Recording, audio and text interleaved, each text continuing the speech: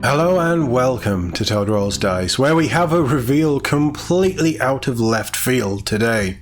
It is Monday, it is new reveal day, that's not really a surprise. What is a surprise is that Blood Bowl is getting a whole new season, which means a whole new starter box. Did not expect this today, didn't expect this year in all honesty, but how about we take a look. First we'll watch the trailer, then we'll run through the article.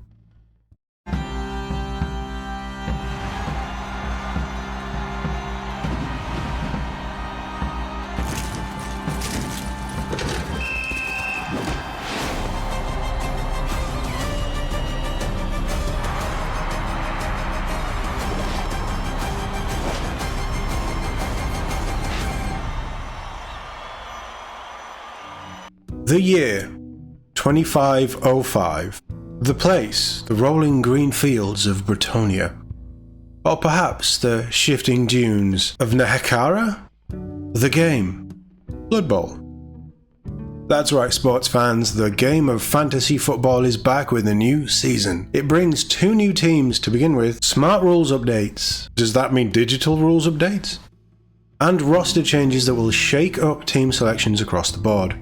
Written by Blood Bowl fanatics, for Blood Bowl fanatics, this is the definitive edition of the game. It will shake up the meta and keep even the hoariest veterans on their toes. It comes in an all-new box set, loaded with everything you need to play, including 2 new teams, a hardback rulebook, dice, accessories, and a pitch. Blood Bowl fans, Blood Bowl is probably one of the most played miniature board game games in history. It's huge. There's a massive fan base out there for it. I've never played it. I have heard good things, but my knowledge of Blood Bowl is non-existent. But Blood Bowl fans, is this a good thing? Does this excite you? Does the game need a new starter set? And what sounds like a whole rules refresh? Let me know in the comments below. Let's start with the teams. The Brionne Barons from fair Bretonia take on the Nehekara Nightmares, the truest veterans of the sport, in an old world rematch with a markedly different vibe. I suppose this is a subtle retelling of that old world relaunch box, isn't it? The Bretonians are totally new on the tabletop, dauntless knights with a haughty attitude and high armour, attended by scrappy squires looking for a ball. Peasants need not apply. Tomb Kings, meanwhile, are back from the dead with a familiar roster. They've been playing for thousands of years after all, in which all 4 positionals return almost exactly as you remember them. Did they used to be an old world? Say old world, it's always been set in the old world to my knowledge. Did there used to be a Tomb Kings team? And if it did, is this just a complete update on that but staying very true to the original? Because if it is, that's cool, and that completely fits the vibe and how they're staging this already. But as you can see there, that's the contents of the box. You have your pitch with all of your different tokens, your dice, it looks like a lot of miniatures. You have your cheerleaders in the dugout for each team as well. It looks like a decent box. Obviously, when I say decent boxes, when we talk about these kind of things, it all depends on price and if you actually want the contents. But just from a box for a game that Warhammer do, there's quite a lot in here. Alongside the teams, the new season box contains everything else you need to start playing. A sturdy double-sided board and dugouts, 2 sets of dice, quick reference cards, and a chunky hardback book, including rejigged rosters for every team in the game. This is a complete refresh then. Is it the Spike magazine, I think it is, that they do that has the rules for the different teams? It sounds like all of the old ones are being got rid of. There's a plastic sprue containing the usual range ruler and scatter templates, and a new one which includes a clever ball marker for your players to stand on, okay, and some new status markers to indicate who's prone, stunned, blitzing, and so forth. So now, if you don't want to lay your lovingly painted players on the pitch, you don't have to, but you still can if you like. So they're adding tokens and stuff. Interesting. So this is the teams. We're taking a look at the Bretonians first. They're quite charming, aren't they? He's got a swan on his head. They are quite charming. Quite a lot of repetition in the poses though. I'm getting the Monty Python vibe. This is just Holy Grail, isn't it? All you need is to throw a rugby ball into the Holy Grail and you've got this team. And that's their tokens there. With a frog in the cup. That pose is just absolutely something from Holy Grail. This is Monty Python as a board game. I quite like these. These seem like fun. There is a lot of repetition in there. So the Bretonnian team is a classic high-risk, high-reward team with powerful abilities. 2 Grail Knights are the key players, hard-hitting blitzers with a new skill. If they're ever about to be knocked down, steady footing lets them keep their footing and stay standing on a roll of a 6. They're backed up by 2 Knight Throwers and 2 Knight Chasers, who are capable players who pair pass and catch respectively with nerves of steel. There's no big guy, but Dauntless takes care of that. Finally, Squires bring wrestle and a can-do attitude to the party. I'm not going to pretend I know what any of that is. I can make a guess, but it's all going to be in-game keywords. Blood Bowl players, you will know what's going on here, hopefully. This is the Tomb King's team. Again, we're probably going to see an element of repetition with these models. But they also look quite cool. I love the cat token, but there's their tokens as well. And the frog in the cup again. Is that just a running Blood Bowl joke?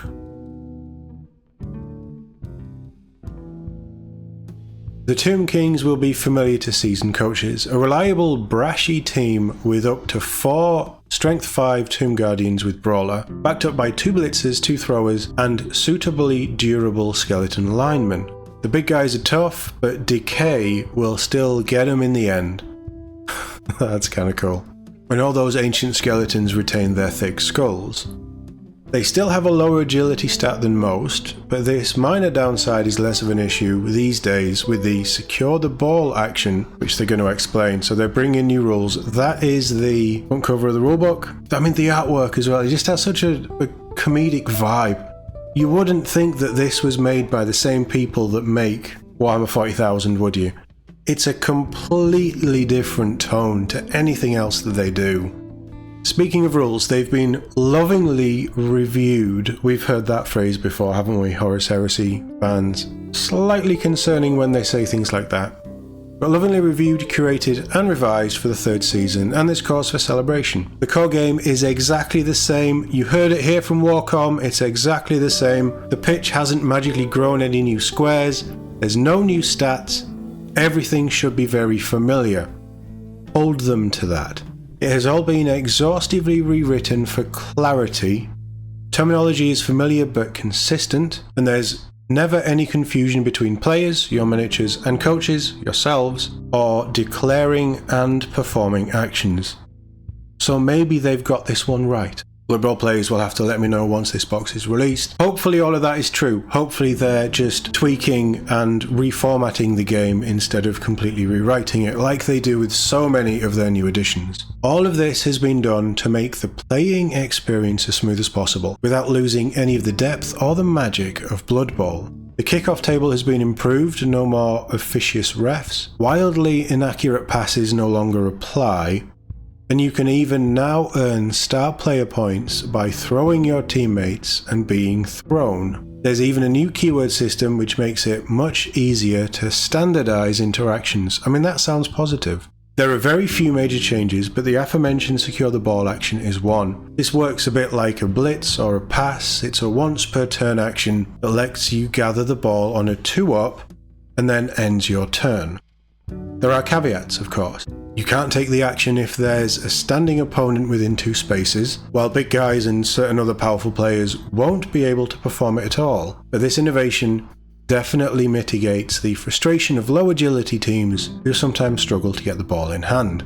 There's a look at our new tokens. So status markers come in a fetching shade of metallic grey, but if you'd like to paint them, these are the colours suggested in the rulebook. You have thrown player, as it mentioned there, you can throw your own players. You've got a possession stat so you know who has the ball, and it looks like that ball is there. Potentially that ball will sit in one of these. Rooted, eye gouge, chomped, stunned, blitz, prone, dodgy snack, what? And distracted. Okay, some of these keywords, they sound like a lot of fun. Status markers are another invention that just make the game smoother. Previously, it was actually quite hard to tell whether a player was prone or stunned. or whether they'd already taken their turn. Many people laid them face up or face down or turned them around to indicate activation, but with bases getting bigger, it all became quite confusing. The status markers change all that, and you can now clearly mark every blitz, knockdown, and more. Most of these stats effects should be familiar. There are some new. Distracted is now the catch-all term for players who are standing but have lost their tackle zones, including boneheaded ogres or players hypnotized by vampires. Chomped is infected by the revamped monstrous mouth skill, while the new eye gouge skill prevents a player from offering assists. Dodgy snack is a result of a kickoff event.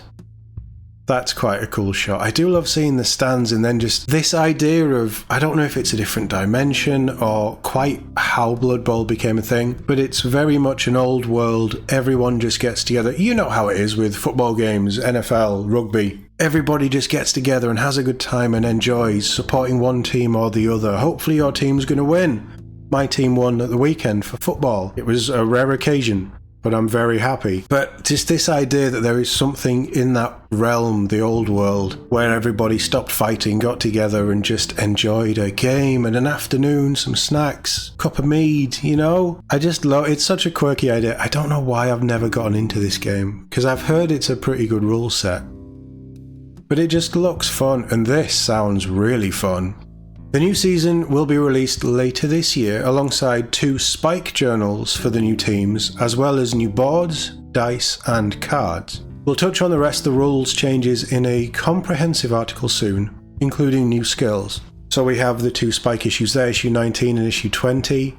Here comes the Cavalry, issue 19 is the Praetorians, and then the Ancient Dead, issue 20 is the Tomb Kings. And no, we haven't forgotten the High Elves. There will be a PDF available at launch for coaches with a classic team in their collection, but this will be updated in due course. So are they going to start moving stuff from resin? Because I believe a lot of the Blood Bowl, well, certainly all of the star players, maybe some of the teams are in resin. Or metal? I don't know how far back it goes. I know it had a revamp for 2nd edition. I think that was quite a few years ago. Hopefully this isn't Blood Bowl going into a 3-year cycle. And hopefully this is well received and they actually have kept a lot of what makes Blood Bowl for the players.